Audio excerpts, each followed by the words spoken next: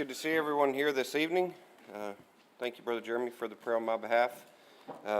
Always appreciate that very much. This evening, I want to talk for a minute, beginning in Proverbs 17 and verse 17, to kind of start off this evening.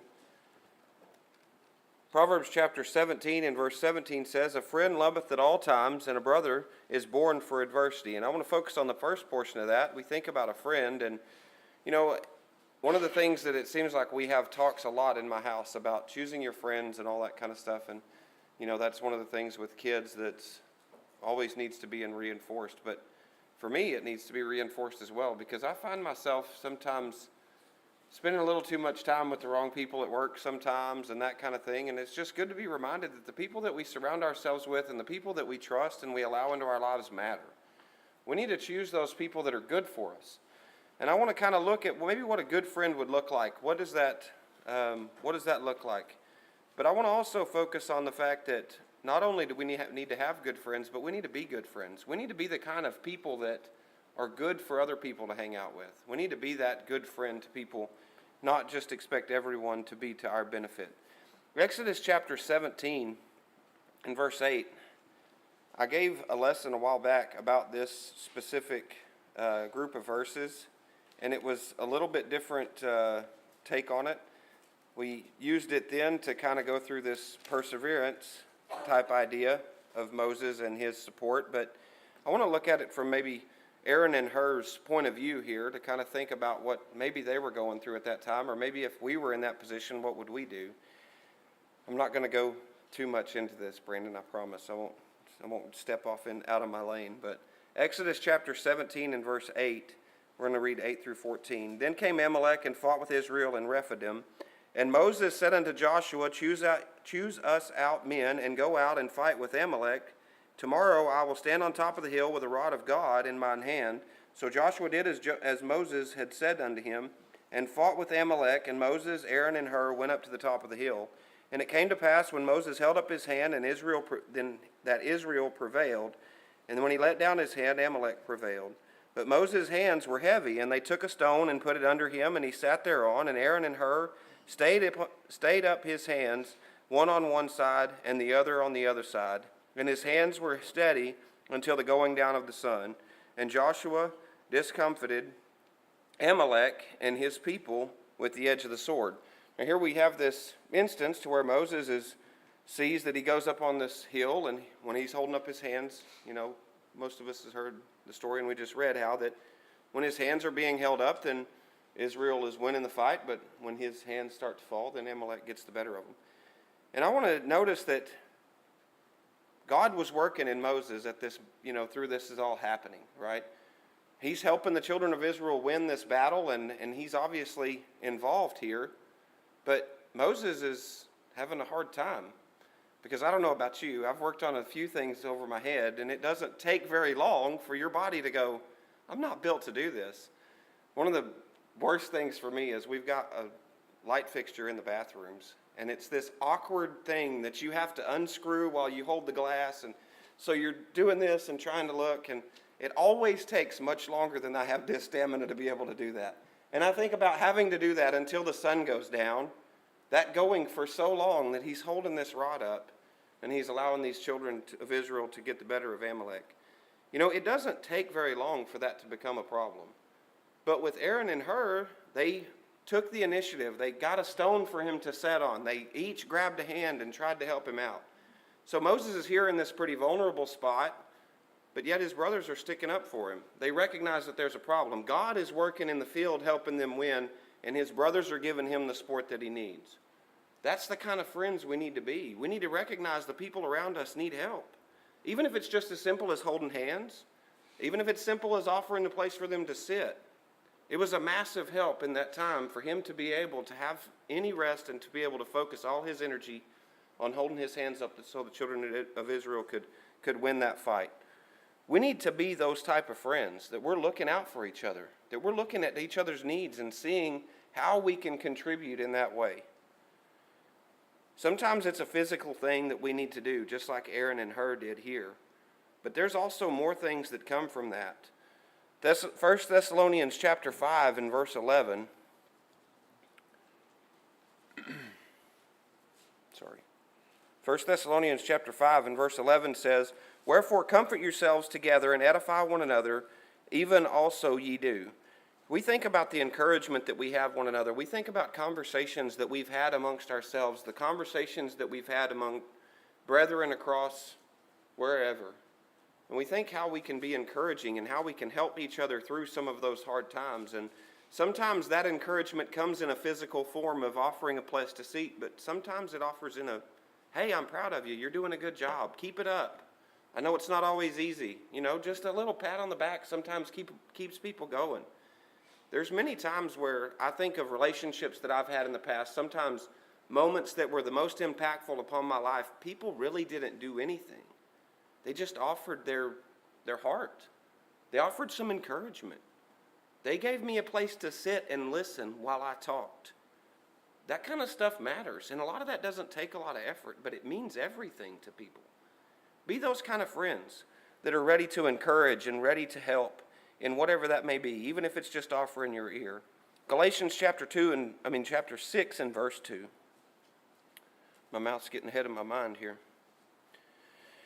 "Bear ye one another's burdens, so fulfill the law of Christ." Here we see that it's a commandment for us to help each other physically, but I think that that's also talking about those burdens are not always just physical. Sometimes it is that unloading, letting someone talk to you, letting someone get out that whatever it is that they need to get out, and offer that strength and that opportunity to just be able to vent. Being a good friend is invaluable. Proverbs chapter 16 and verse 28. Proverbs 16 and verse 28, I know it's going to surprise y'all, but with this type of topic, Proverbs is going to be a hot item tonight. Proverbs 16 and verse 28 says, "A froward man soweth strife, and a whisper separateth cheap friends." When we're talking about being a good friend, we need to think about the type of person that we are. If we're a perverse someone, then it's going to cause strife. It's going to cause rift between people. Likewise, if we gossip about people, if we have the opportunity to sit down and listen to someone and they pour their heart out and we're there for them in that way, if we run around and gossip that around and spread it around, then that's going to ruin those relationships. Those are not the type of friends anyone wants. We need to consider, once we start trying to help people, we need to consider our own self and how we're responding to that help, to where that it's something that is continually good for that relationship. That it's not something that we're going around behind people's backs gossiping and spreading rumors and slandering people, but we need to be the kind of friend that can be held to a standard of having some discretion and understanding that that's, again, invaluable with that. Proverbs chapter 13 and verse 20.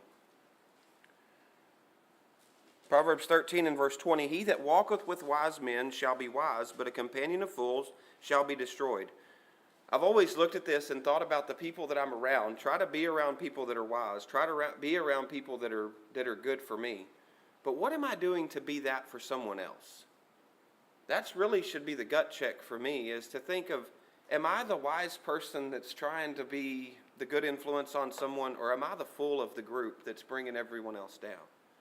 I need to strive to be that wise person, the one that is beneficial to the group, that's helpful to the group in other ways, not just being a leech on that, so to speak. I want to be the kind of person that is a good friend that offers something for those relationships and it's not just a taker. One of the things that we don't see a lot about Aaron and her as far as what their attitude was through this, but you don't hear any grumbling, so I'm going to assume that they did that without grudging. I mean, it was something that they did of their own accord. It doesn't say that there was any commandment. It doesn't say that there was anything that Moses asked them to do that, but they saw a need and they went for it. And I'm going to assume that they didn't do it with any grudgings. Like, it wasn't something that they were sore about.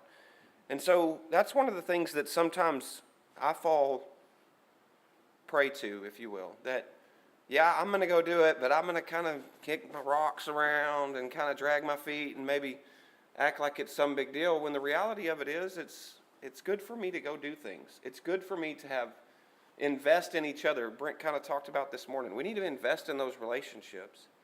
And sometimes it takes our time and it takes our effort, but it pays well in the end for us to have that. Colossians chapter 3 and verse 13. I may have backtracked on that.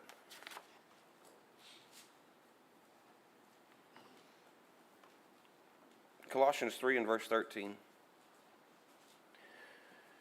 Forbearing one another and forgiving one another, if any man have a quarrel against any, even as Christ forgave you, do also ye.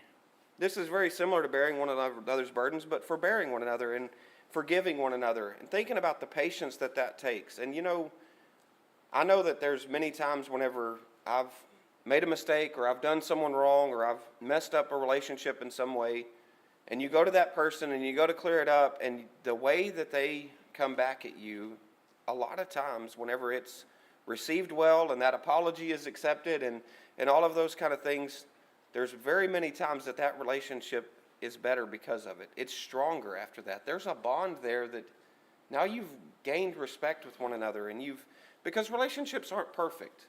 We all make mistakes and we all have problems, and it's not ever just something that goes on without a hitch, right? We all have life and we have issues.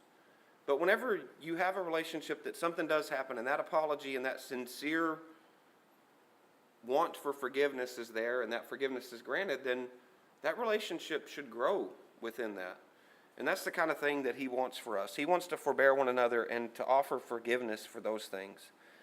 There's many times where we find ourselves not only being forgiven, but needing to forgive. And that's an important part of relationships. Ecclesiastes chapter 4 and verse 10. Ecclesiastes 4 and verse 10.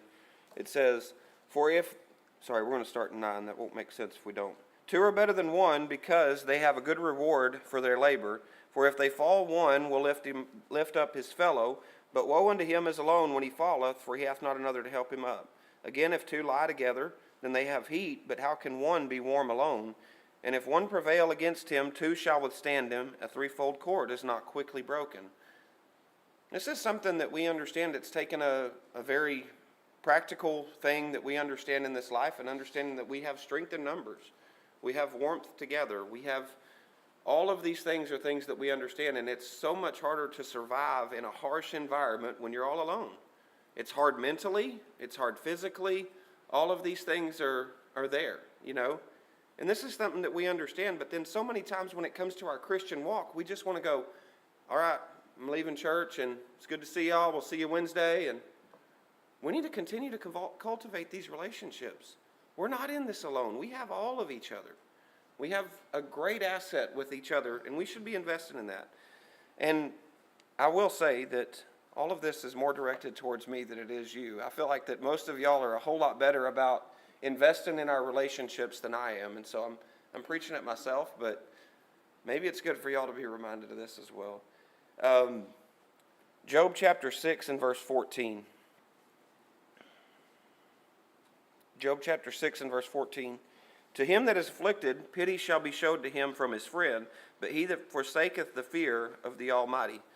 A friend shows kindness even whenever there's a bad time. They are always there for you. They should be there regardless.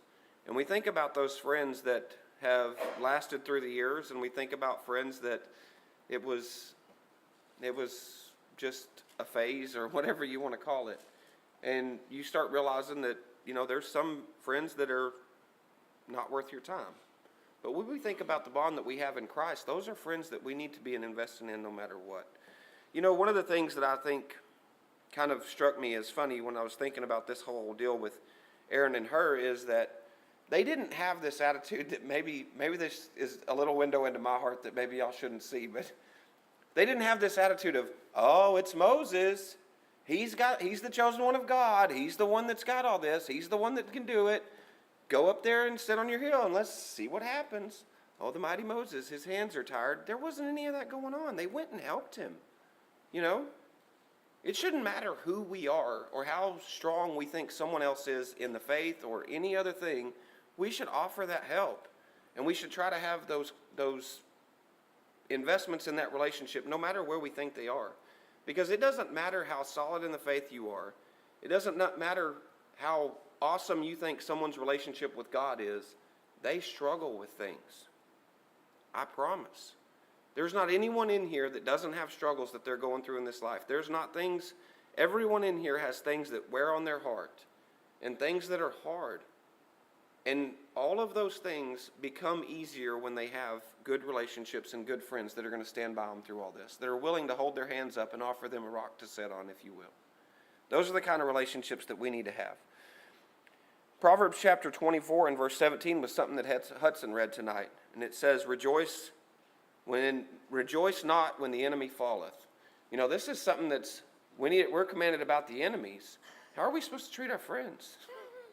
You know, we think we divide this like in two different ways. Like we're going to treat our enemies one way and we're going to treat our friends the other.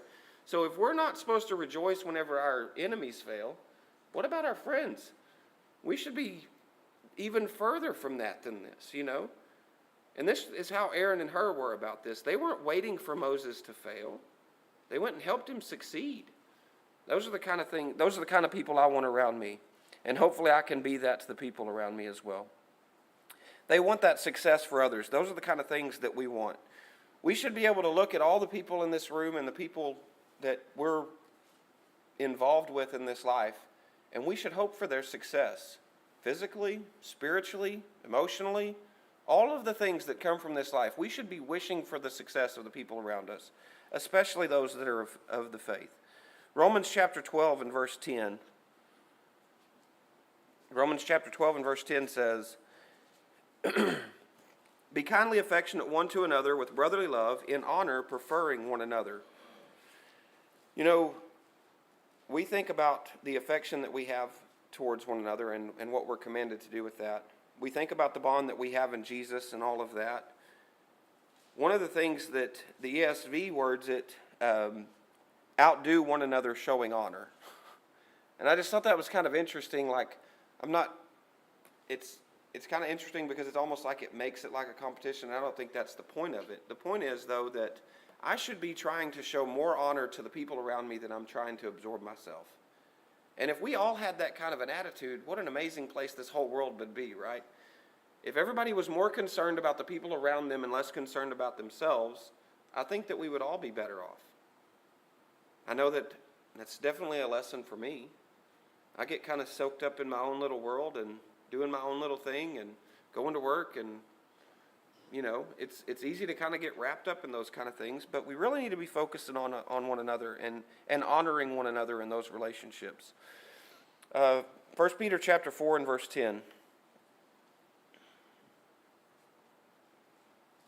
1 Peter chapter 4 and verse 10, as every man hath received the gift, even so minister the same to one another, as good stewards of the manifold grace of God.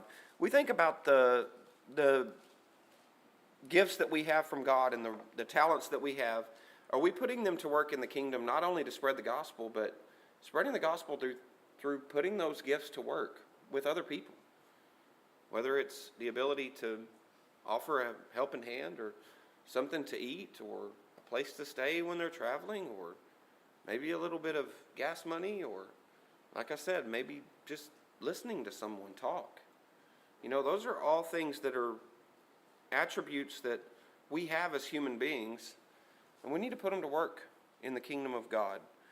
I'm reminded of what everybody calls the golden rule. One place that it's listed is Luke chapter 6 and verse 31, and I'm going to paraphrase it, but do unto others as you would have them do unto you. Thinking about the way that we treat people should be the way we want to be treated, right? And that's something that from the time that we're little kids that we teach people. We teach our kids. We've seen it in schools. It's a pretty universal thing, and that's the reason it's kind of the golden rule, right? Is because if everybody acted that way, society would be a happier place. But do we always consider that? Are we really considering that for ourselves, how we treat each other? And whenever we take it even further, are we thinking to the point of we treat each other a certain way, but what about what we want for ourselves? I want a high level of happiness and success and those kind of things for my life. What am I wishing for Brandon? What's in my heart for that? What about for Jerry? Do I have that same hope that he can have a life that is full of happy and good things? I should. I should have that same type of want for him as that I have for myself. And whatever I can do to help contribute to that, emotionally, physically, whatever it may be, I should be willing to offer some of that. Proverbs chapter 27 and verse 17 talks about iron sharpening iron.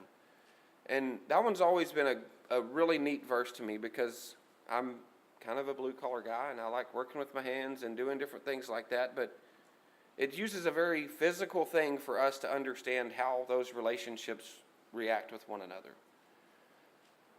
About maybe a year ago, whenever we were having all this drought, one of the animals at the house died. I don't even remember which one it was. We kind of had a rash of them for a little bit. And I was having to dig a hole, and it was a terrible, terrible time to dig a hole because everything was so dry and so hard. And some of the kids were helping me. Dad was in town, and I said something to Dad about, Dad was come out there, and he said, "Let me take your shovel, use that one, I'll take this one, and I'll sharpen it." And so he got a file and worked it over a little bit, and man, that shovel started doing a whole lot more work at that point. So we took the iron of the file, and it was useful to make the shovel more useful for the job that we had at hand. And that's no different if we really want to break it down how we are as people. Maybe I'm not the one that's equipped to be able to help someone, but maybe a relationship that I have with one of you can help with that. Or maybe there's some tie there that can do that, but maybe at some other time, maybe I'm the file then, where I can be the one that's actually helping. And those type of relationships are things that we should always strive to be putting into that. Maybe that's a poor analogy, but thinking about how when we invest in each other, we're better off because of it. We become sharper because of it. All of us are iron in this room, and we need to be sharpening each other as we have an opportunity. This is all that I prepared this evening. I hope that it's been something that's helpful. For me, it was being reminded that not only am I looking in this world for good friends, but I need to be a good friend. And I need to be the kind of person that people want to be around and that it's beneficial for them to be around me. If it's been something for you that you feel like maybe you've kind of laxed off on that and maybe you haven't been the friend that you should be, maybe you haven't been the kind of person in the kingdom or the kind of person around town that you should be and you would like to pray as the church, then we'd be glad to help you with that. Or if you would like to put on Jesus in baptism and come in contact with his blood to have remission of sins, we'd be glad to help you in that way as well if you would come as we stand and sing.